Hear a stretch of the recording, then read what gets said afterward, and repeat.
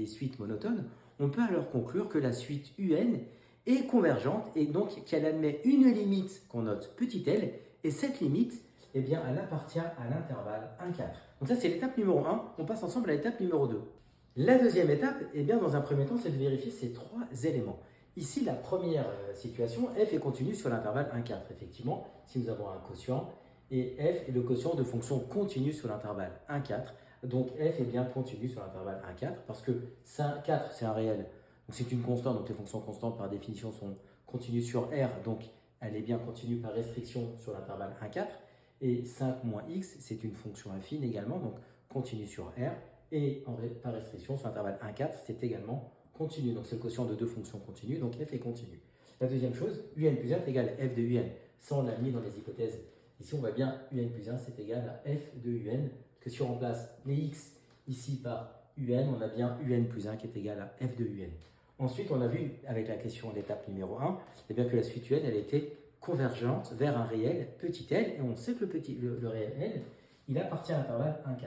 Et donc, avec ces trois éléments, on peut conclure que la limite L que nous cherchons eh bien, est solution de l'équation f de x est égal à x, autrement dit, f de L est égal à L. Dans certains cas, vos professeurs vont parler du théorème du point fixe. Donc maintenant, on sait que la limite que nous cherchons eh bien, est solution de l'équation f de L égale à L. On va la résoudre ensemble. On résout maintenant l'équation f de L égale à L. Donc f de L égale à L. On remplace ici les x par L, donc ça nous fait 4 sur 5 moins L est égal à L. Ensuite, ici, pour nous aider, eh bien, je vais mettre ici sur 1, d'accord? Et on rappelle que si on a, eh bien, ici, A sur B qui est égal à C sur D, bien sûr, avec B et D qui sont différents de 0, on peut écrire que A fois D, c'est égal à B fois C. Ça nous fait ici 4 fois 1, que j'écris ici, égale 5 moins L, facteur de L. Donc ça me donne ici. Je développe, ici je fais la distributivité. J'ai cette équation, je passe tout à gauche, et donc j'obtiens ça. Et ça, c'est une équation, attention, du deuxième degré. Donc pour résoudre des équations du deuxième degré, on pense au discriminant. Donc là, je l'ai fait pour nous, on va gagner du temps. Donc le delta, il va être positif, il va être égal à 9.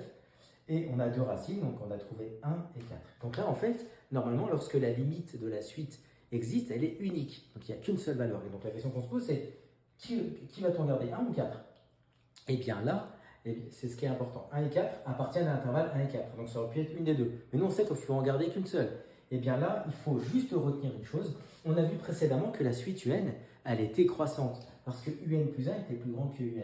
Et en plus, son premier terme, eh bien c'est 3. Ici, on l'a ici. Le premier terme, c'est 3. Donc si vous avez une suite qui est croissante, vous partez de 3 et vous allez faire que 2 montées parce qu'elle est croissante. Donc elle va se rapprocher de 4 et pas de 1.